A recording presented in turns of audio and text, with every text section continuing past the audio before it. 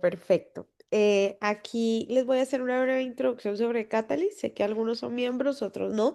Y a los que aún no son miembros, me encantaría invitarlos a unirse a Catalyst Now, el cual es un movimiento global, dinámico de innovadores sociales que transforman sistemas, promueven el cambio sostenible para lograr la meta, cumplir y avanzar los objetivos de desarrollo sostenible de las Naciones Unidas por el mundo. La idea de nosotros es co-crear espacios donde ustedes, los innovadores sociales del mundo, se puedan conectar, colaborar, contribuir a un cambio transformador. Aquí tienen el link, Catalyst Now Membership. Pueden llenar este formulario. Se encuentra disponible en varios idiomas, entre esos en español, y en la página web de nosotros para los que estén interesados en unirse y conocer más sobre Catalyst. Aquí tienen algunos de nuestros socios del ecosistema. Schwab Foundation, Ecogreen, One Familia Ashoka y unos aliados y patrocinadores, como pueden De observar repente, en la pues, diapositiva. Eh, Tenemos también, queremos invitarlos a seguir nuestras redes sociales, que lo compartan en redes sociales con los hashtags que podrán encontrar abajo y las cuentas del Catalan Change Week 2025 y etiquetar a los panelistas de su sesión. Muchas gracias. A continuación me gustaría darle la palabra a Víctor Manrique, quien es nuestro panelista el día de hoy. Bienvenido, Víctor, y muchas gracias. Bueno, fantástico. Muy buenos días, buenas tardes, buenas noches, dependiendo de la zona horaria en la que te encuentres. Un gusto estar aquí con todos ustedes. Empiezo invitándolos a todos a unirse a Catalyst Now, que es una gran organización de impacto social. Así que bueno, gracias por el pase. Voy a entrar de una vez directo a la presentación. Si me permiten, voy a compartir. ¿Dónde estamos? Pantalla. Uy, me aparecen muchísimas, pero no me aparecen la de ahorita. A ver. Ok. Son. Y compartir. Mm, A ver, expandir. Bueno, fantástico. Gracias a todos por estar acá, a todos los presentes y por su tiempo. Hoy le vamos a hablar, bueno, primero que nada quiero invitarlo, esta presentación va a ser más allá como un viaje en el tiempo, vamos a ir hacia el futuro para ver qué nos avecina, para que hoy podamos empezar a tomar las acciones y crear ese futuro que todos deseamos y no el que nos toque porque ocurrió. Entonces podamos empoderarnos a todos y cada uno de nosotros y tomar las acciones necesarias y adecuadas, porque hay formas de predecir el futuro. Esto es, siempre invito a las personas a ver más allá de la edad para encontrar las soluciones a todos los problemas, porque necesitamos de todos. También quiero empezar también con un par de premisas o las instrucciones de vuelo. La primera instrucción de vuelo es que hoy vengo a proponerles preguntas, más allá de encontrar respuestas. Las respuestas las van a encontrar todos y cada uno de ustedes en función a las preguntas que vamos haciendo. La segunda es que a lo largo de esta presentación o de este viaje voy a ir presentando varias premisas. Y una de las primeras premisas empieza justamente con las preguntas, ya que la calidad de nuestras vidas está determinada por la calidad de nuestras preguntas. Mientras mejores preguntas nos hagamos y hagamos, mejores respuestas vamos a obtener y mejores decisiones vamos a tomar. También lo otro es invitarlos a ver que un destino no se improvisa, un destino se anticipa. Ya que tengo por acá unas... Uy, y me cambié de pantalla. Se me enredó la cosa, un segundito. ¿Y qué pasó? Disculpen, empecé algo y se me fue lo que estoy compartiendo. Aquí estamos Nosotros vemos nuevamente. tu pantalla, Víctor. Ah, Está bueno, fantástico. en la diapositiva, un destino no se improvisa, se anticipa y la demografía nos da la pista. Fantástico. Bueno, Sí podemos buenísimo. Entonces verla, estamos bien. perfecto. Bueno, entonces a eso quería llegar, a ese punto de que podemos anticipar. Y la demografía nos da la pista. Por eso, esta temática de este viaje es demografía en movimiento, liderando la transformación. Y ustedes pueden completar esa frase con la transformación de lo que ustedes vean que es oportuno para ustedes. La transformación del talento, la transformación de la economía, la transformación de nuestras sociedades, la transformación de nuestras culturas. Porque se nos olvida a veces que todos los sistemas económicos, sociales, gubernamentales están basados en estructuras y esa estructura o esa base somos las personas, porque no hay economía si no hay personas, no hay sociedades si no hay personas, no hay empresas si no hay personas. Las personas son lo que sostiene los sistemas que hemos creado. Y eso es lo que a lo largo de este viaje vamos a ir viendo. Entonces, ese es mi gran mensaje. La demografía es destino, porque la demografía no es solo un dato más, es la base sobre la cual se construyen las grandes decisiones. Si no estás considerando la demografía, en función a qué estás basando tus decisiones, ya sean familiares, ya sean económicas, profesionales, etc. Y una de mis grandes premisas es siempre que sin datos no hay rumbo, en función a qué tomamos nuestras decisiones, porque las buenas decisiones se toman es con datos, no con opiniones ni con un yo creo. Decidir sin datos es como navegar sin brújula. El objetivo principal de esta presentación a los cuales quiero llegar y que lleguen a ver es ayudarles a ver lo que está ocurriendo a nuestro alrededor, para que cada uno de ustedes pueda tomar las decisiones necesarias que encuentren pertinentes nuevamente para su núcleo familiar, para su sociedad, para sus empresas y organizaciones y para cómo está cambiando el mundo. Porque no estamos aquí para sobrevivir al cambio, estamos para liderarlo. Y por eso mi objetivo el día de hoy no es darle todas las respuestas, sino despertar en ustedes más preguntas que los impulsen a reflexionar y a pensar diferente. Para ello, y como dije que me baso en los datos, bueno, esto depende de cuántas personas estén viendo la presentación, ya sea en su computadora o en el celular, porque si pueden escanear este código QR, sería fantástico, porque vamos a hacer unas encuestas. A ver si puedo ahora volver a minimizar esto y presentar.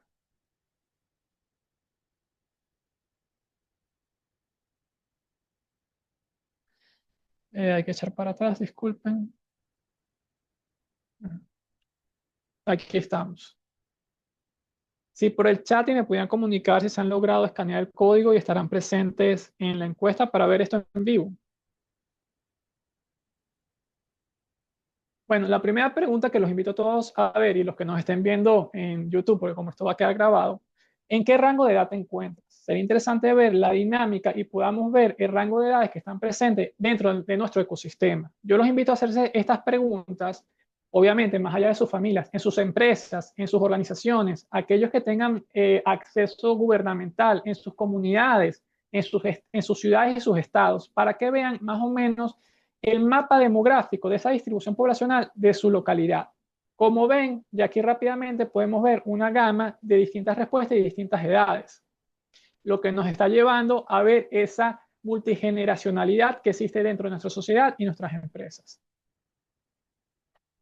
Ahora les pregunto, bueno, para identificar con qué género te identificas, masculino, femenino o prefiero no decir. De momento tenemos una gran mayoría femenina y como hemos visto, y en especial en Latinoamérica, son las líderes las que están tomando las riendas en dirección a tomar acción en emprendimientos, en desarrollo y en participar en las distintas actividades. Como ven, tenemos 4 mujeres fantásticas que han tomado acción en las respuestas y en las actividades que estamos realizando. Ahora otra pregunta, ¿cuál es tu estado civil actual? ¿Soltero, soltera, casado, casada, divorciado, divorciado, separada, viudo? Y ahí, disculpen las otras, se me quedaron y no las eliminé. Y ya van a ir viendo que estas preguntas se las hago al inicio para que a lo largo de este viaje que vamos a hacer en esta presentación van a ir encontrando cómo cada una de estas piezas de rompecabezas van encajando dentro de esa gran pintura que debemos formar al final del día para tomar nuestras decisiones y cómo nos reestructuramos y nos reorganizamos como sociedad. En la gran mayoría casados en parejas, pocos solteros y alguien divorciado, que sería como estar soltero separado. Fantástico. Otra pregunta muy importante, ¿tienes hijos? Algunos no tendrán, otros sí uno, otros dos, tres, cuatro más. Porque esto es otra nueva temática que más adelante vamos a ir comentando que va en función a cómo se estructuran nuestras sociedades. Pregunta, ¿tienes nietos? Porque podremos tener hijos, pero capaz no tenemos nietos. Es una representación de la dinámica generacional que está ocurriendo en la actualidad y el cambio de deseos y aspiraciones. Como vemos, la gran mayoría, en este caso, no tiene nietos. Y una persona tiene por acá 3 nietos. Fantástico, hermoso tener grandes familias, muy latinoamericano. ¿Tienes mascotas? Ya iremos viendo y capaz me adelanto mucho, tiendo a adelantarme, de cómo va cambiando esa dinámica social y de esa estructura familiar que vamos acarreando en nuestras sociedades. La gran mayoría tiene mascotas, una persona por acá no tiene. Ahora algo más personal en función de nuestro bienestar y well-being. ¿Practicas algún deporte o realizas actividad física con regularidad? Porque es importante ver la dinámica de temas de salud y bienestar de nuestras sociedades o de nuestro entorno. Sí, varias veces a la semana, sí, ocasionalmente. Bueno, tenemos una audiencia que se mantiene bastante activa. Eso es sumamente importante. Y ya iremos viendo el por qué. Todo esto va a engranar al final de la presentación.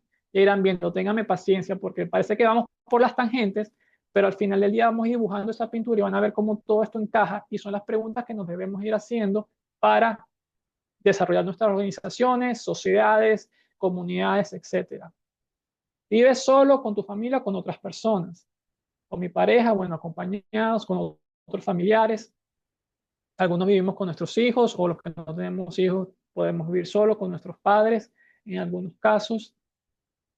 Y ya dos preguntitas más y pasamos a la información para que vean cómo todo esto empieza a tener sentido. ¿Tienes actualmente a tu cargo el cuidado de tus padres o abuelos? Muchos de nosotros, ahora esto va también más adelante, con la expectativa de vida se han incrementado, muchos de nosotros, muchas personas terminan acarreando lo que se denomina la generación sándwich. Esa generación que está cuidando personas muy adultos mayores, que algunos requieren, tienen dependencia y también están cuidando a sus hijos.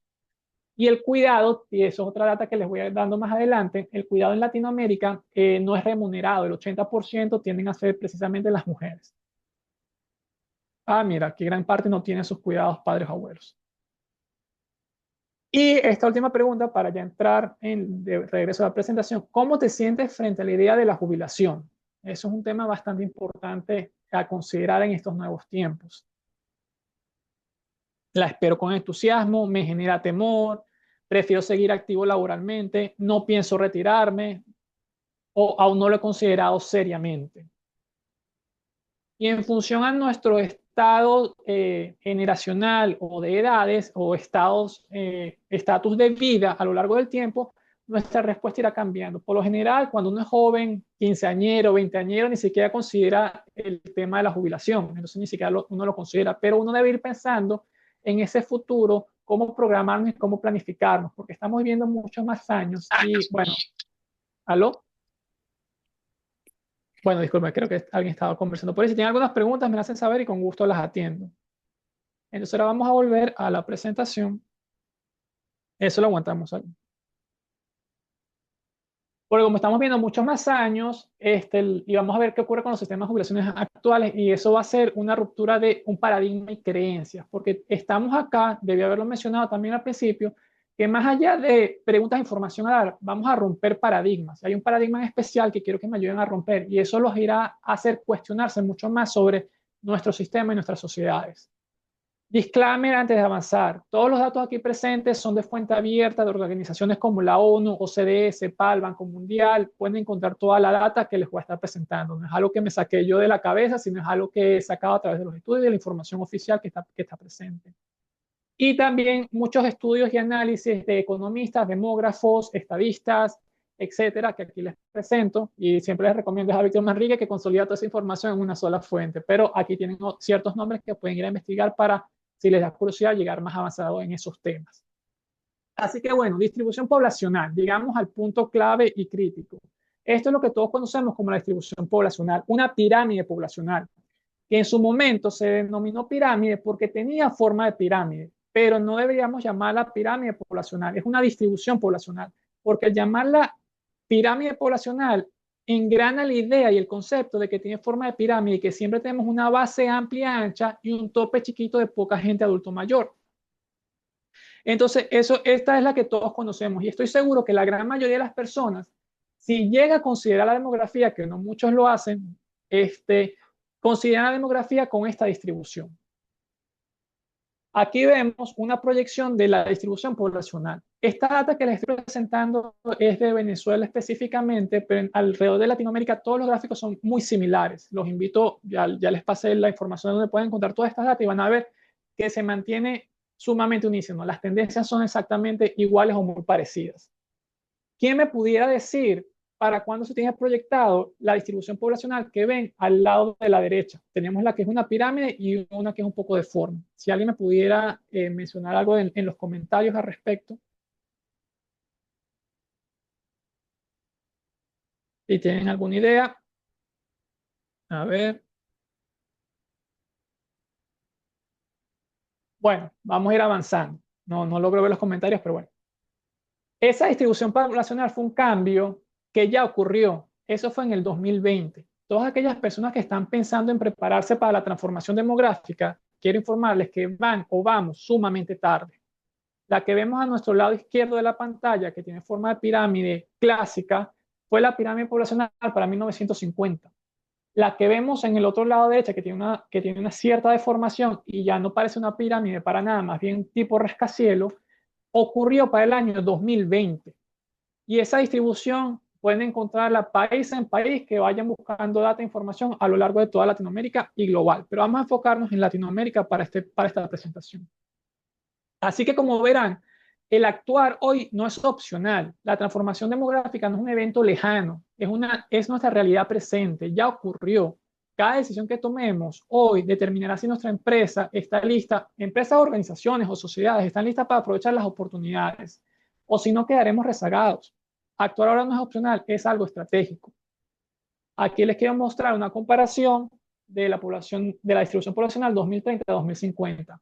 Y este es el lapso más importante que nos debemos estar enfocando, porque del 2025 al 2030 podemos hacer mucho, pero tenemos que empezar hoy, porque las acciones que hagamos hoy van a tener una repercusión en 3, 4, 5 años. Y eso sería para empezar a actuar, para estar listo para lo que es la distribución del 2030. Si no empezamos a actuar hoy, cuando lleguemos al 2030, nuestra distribución y nuestra estructura social va a estar completamente cambiada y vamos a tener que estar construyendo y cambiando sistemas en el medio de la transformación, lo que lo hará mucho más complicado y mucho más difícil a transitar.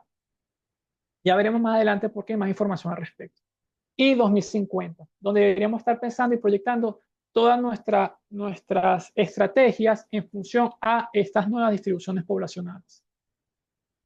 Por no dejar, les comparto la del 2100. Obviamente, aquí al 2100 muchas cosas pueden pasar, pero les recuerdo, la demografía es algo muy predecible porque son números. Tantas personas nacen, tantas personas mueren y tantas personas van a ver en 20, 30 años que nacieron hace 20 años, o los que nacieron hoy, cuántos van a ver en 20 años. Lo que es mucho más difícil de predecir es cuántas personas van a nacer cada año. Pero una vez el año pasó y los números están allí, eso queda y esa es nuestra demografía. Por eso, no es algo que podemos con abrir y cerrar los ojos cambiarlo. Toma décadas poder cambiar esta transformación y por eso es que debemos actuar antes de llegar al punto crítico de esta transformación. Y yo siempre recomiendo enfocarnos entre el 2020 y 2050. De ahí en adelante muchas cosas pueden pasar con la tecnología. Esta es otra forma de ver esa distribución poblacional y cómo está cambiando nuestra sociedad. Antes se le mostré en forma de gráfico de pirámide, para mí es mucho más práctico verlo en este tipo de gráfico, donde se puede ver por qué todos nuestros sistemas estaban enfocados en la juventud y no se consideraba a la persona adulto mayor después de los 60 años. Aquí pueden ver que el 45% de la población venezolana y generalmente latinoamericana era menor de 14 años para 1950 y 1960. Y el otro porcentaje, más del 25%, era entre 15 y 29 años de edad. Obviamente, había una gran población juvenil que había que desarrollar y atender, y una muy poca población adulto mayor, porque la expectativa de vida en Venezuela, bueno, me estoy adelantando a ello, era muy baja. Ya lo vamos a ver en el próximo ejemplo que vamos a realizar. Pero para que vean, y vean el punto medio, donde está 2020, 2040, que dice en la gráfica, y pueden ver cómo se empiezan a unificar todas las distintas edades, todas las generaciones, todos los grupos empiezan a tener prácticamente el mismo número de población, es decir, que requieren el mismo número. Ya no nos podemos enfocar más en uno que en otro por cantidad, ya las cantidades son bastante similares y debemos distribuir la atención y el cuidado y la protección y los servicios que proveemos en las distintas generaciones por igual. Entonces, como se considera hoy en día, y todos habrán escuchado, la nueva longevidad, la economía plateada, cibereconomy, todos son términos como que están de moda para tratar de proyectar y conectar con la sociedad sobre esta temática. Pero hay un pequeño problema. que la afirmación de que somos una población envejecida en el mundo suele generar resistencia y desprecio a la idea. Yo me he encontrado con que la información está allí y toda la tenemos a nuestros ojos y lo vemos y creemos entenderlo, pero luego volteamos nuestra mirada y seguimos actuando como que si nada ha cambiado. No cambiamos nuestros sistemas educativos, no cambiamos nuestros sistemas operativos dentro de las organizaciones de captación de talento, por ejemplo, etcétera. Así como les menciono aquí, a veces no es falta de información, sino esquemas mentales, son paradigmas que tenemos tan arraigados y establecidos que nos resulta difícil y limita la capacidad de ver y aceptar una nueva realidad.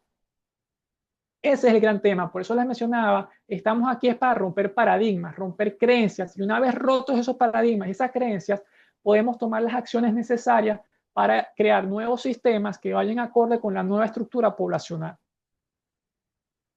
¿Por qué nos envejecemos? Porque estamos hablando de la economía plateada, cyber economy, porque la expectativa de vida aumentó, como les comentaba anteriormente. La expectativa en Latinoamérica generalmente, nuevamente aquí estoy hablando de Venezuela, para el 2040 era de 45 años de edad y en la actualidad es de 75 años de edad aproximadamente según la data de la OCDE. Pero ¿qué ocurre? No es solo que estamos envejeciendo, eso no sería ningún problema si fuésemos una población que envejece por más y vive por más tiempo, eso sería más bien fantástico. Gran problema es que la tasa de fecundidad no estamos teniendo generación de relevo. El número de nacimientos año a año ha de...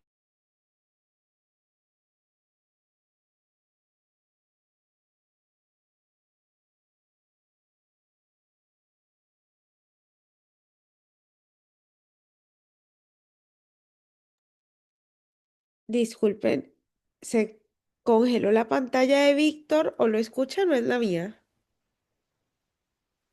Hola a todos.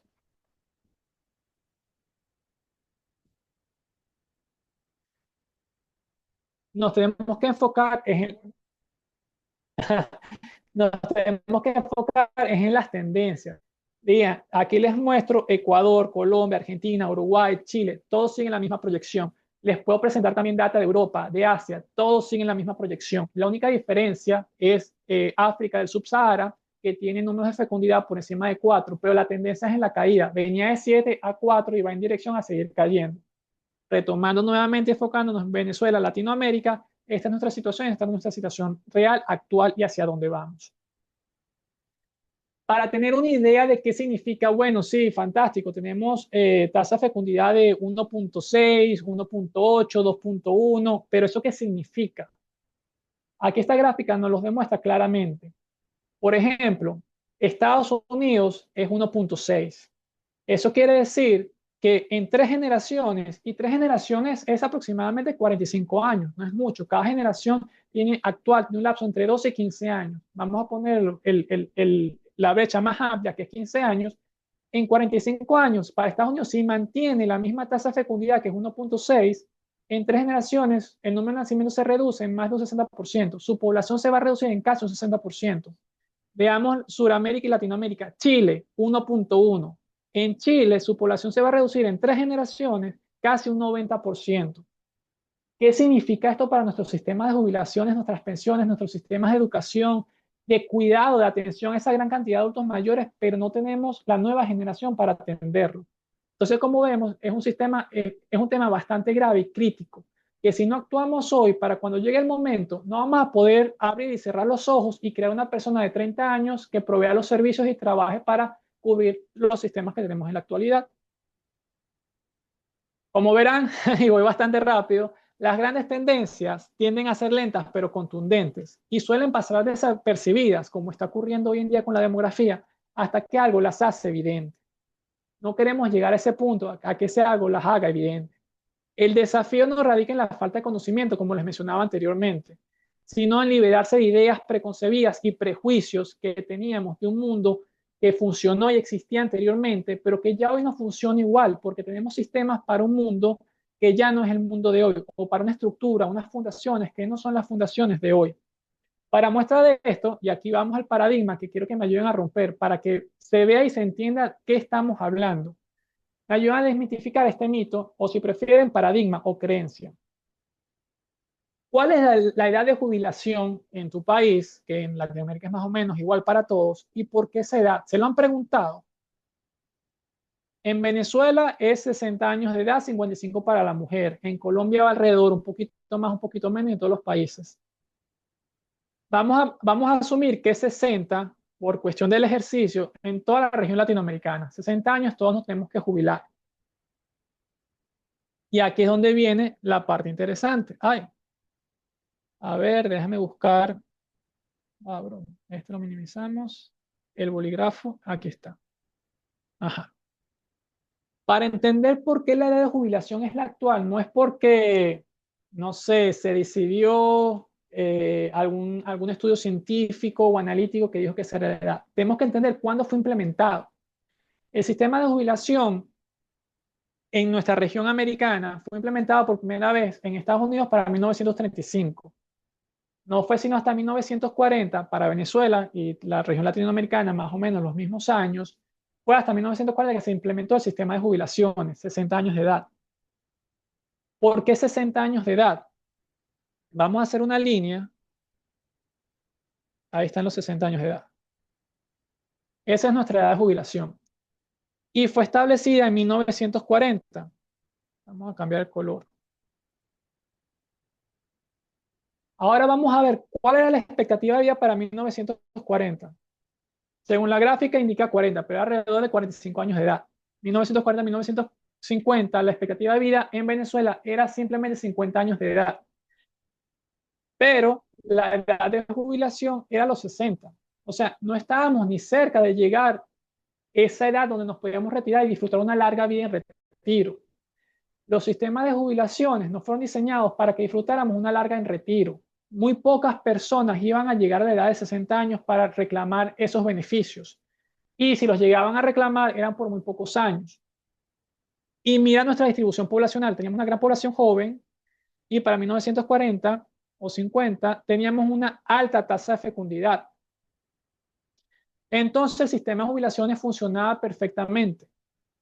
Avanzamos en el tiempo. ¿Y qué ocurrió? No fue sino hasta 1960 más o menos que alcanzamos que la expectativa de vida alcanzara la edad establecida para la jubilación, que es 60 años.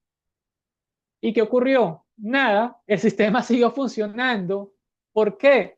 Porque teníamos una amplia población joven, trabajadora, y una muy pequeña población adulto mayor reclamando los servicios.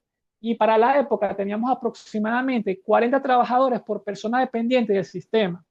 Entonces, ¿qué dijo el sistema? No podemos romper la promesa, porque sabemos qué ocurre cuando rompemos esas promesas a la población.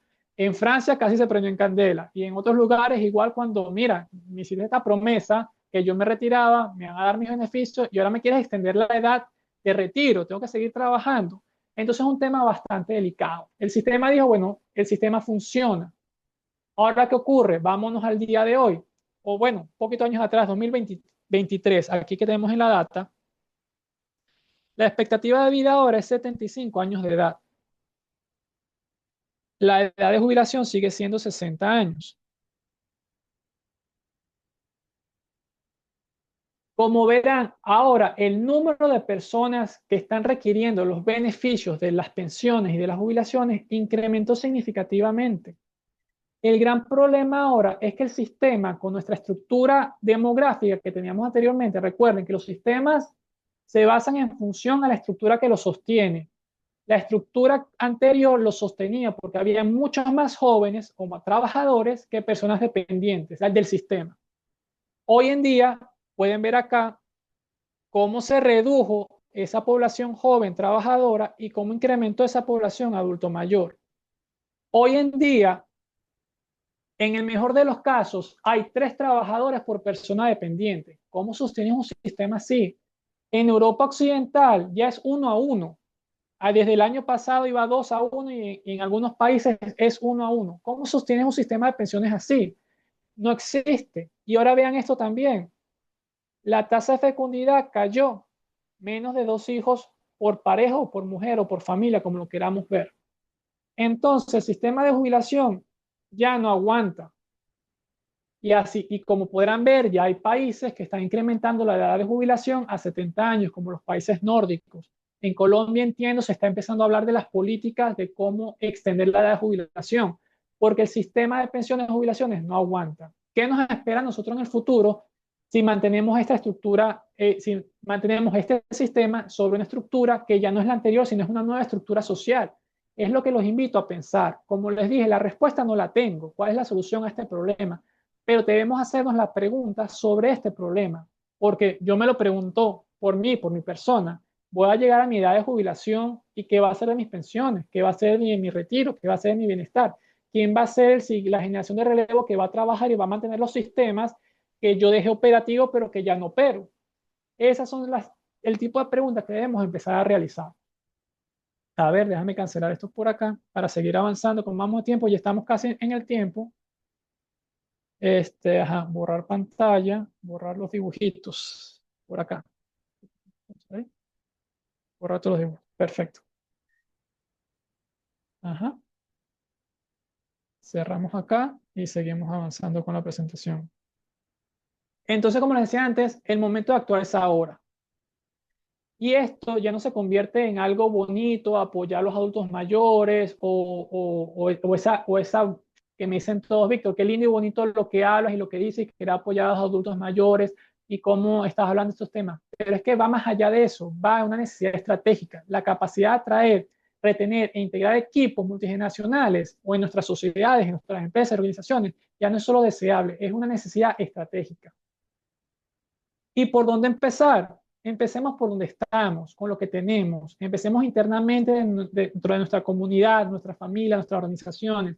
Primero debemos comprender a fondo las distintas generaciones para así poder entendernos y convivir los unos con los otros y apoyarnos. Porque existe lo que es el edadismo, la discriminación por la edad. Después de cierta edad te consideran obsoleto, irrelevante y se enfocan en la parte joven. Y como vieron con la distribución, ya no es jóvenes, tenemos que retomar y reingresar laboralmente y reingresar económicamente y proveerles nuevamente espacio para que sigan aportando valor a todas esas personas independientemente de la edad. Recuerden que les comenté, para encontrar las soluciones a los problemas tenemos que ver más allá de la edad. No me juzgues por mi edad, júzgame por mis habilidades, por mis conocimientos, por mis iniciativas, por mi creatividad, etcétera. Pero mi edad es solo un número.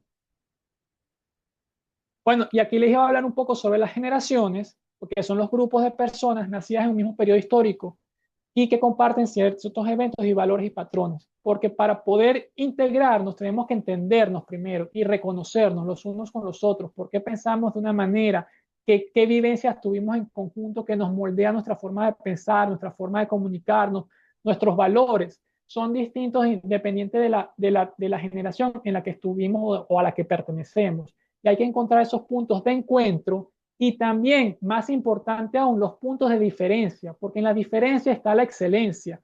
Debemos ver las diferencias como esos espacios para crear algo nuevo, encontrarnos en las diferencias y poder innovar a través de las diferencias. Porque si todos pensamos igual y actuamos igual, no hay innovación. Entonces empezar por reconocernos los unos a los otros, respetarnos los unos a los otros, entendernos y encontrar encuentros en las diferencias. Bueno, ya les comenté para que usamos las generaciones rápidamente para analizar comportamiento humano, para diseñar o integrar estrategias y nos ayuda a fomentar el entendimiento intergeneracional. Hoy en día es sumamente importante estudiar y entender las distintas generaciones para poder encontrar esos puntos de encuentro y de diferencia que nos ayuden a avanzar como sociedad y como organizaciones. Estas son el número de generaciones que están activas actualmente en la sociedad, son aproximadamente 9, vamos a confirmar, 1, 9, 9 o 10, y así es como van a cambiar. Como verán, si mantenemos los mismos sistemas, ya para el 2030, todo lo que es generación X en adelante están retirados. Quedan los millennials a paso de retirarse y nuestra fuerza laboral va a ser generación Z y generación alfa. Y ustedes ya habrán escuchado todo lo que se dice de la generación Z. Dicen que son flojos, que no saben trabajar, etcétera, etcétera, etcétera. Y esa no es la realidad. Simplemente son una generación distinta, con distintos objetivos, con distintos deseos, con distintas aspiraciones. Y simplemente porque son distintas a nuestras formas de hacer las cosas, los catalogamos de cierta manera. Debemos entendernos. Y esa es la clave de esta presentación que les quiero dejar. Aquí les comparto cierta data en función a la generación Z. ¿Por qué tanto enfoque en la generación Z? Porque es la generación menos comprendida en la actualidad es la generación que está tomando la fuerza laboral en la actualidad, ya es más del 30% de la población laboral y no nos estamos sabiendo entender con ellos en el mundo organizacional de empresas y de organizaciones multinacionales o de cualquier tipo de trabajo. Porque la generación Z no vino a adaptarse al sistema, la generación Z vino a cambiarlo completamente y no estamos entendiendo eso. Pues es sumamente importante la adaptabilidad, adaptarnos a lo nuevo y entender lo nuevo y cómo hacemos ese merge, ese engranaje entre lo que era, lo que está ocurriendo y lo que será, para que podamos construir esos sistemas que van a estar sostenidos en esta nueva estructura demográfica social. Aquí les comparto un par de datos también de la generación Z. Esto es más para la parte empresarial, que ha de ser de su interés. Pero bueno, vamos a avanzar con un poquito más en el overall de que hay un estudio publicado en The Lancet, que es la revista o el magazine científico mejor reconocido con mayor credibilidad que existe por sus metodologías y dinámicas, que indica que el tope de población, porque antes se hablaba de sobrepoblación, pero en realidad el problema actual no es sobrepoblación, es despoblación. El tope máximo de población va a ser alcanzado en 2060. La ONU lo había proyectado para el 2100.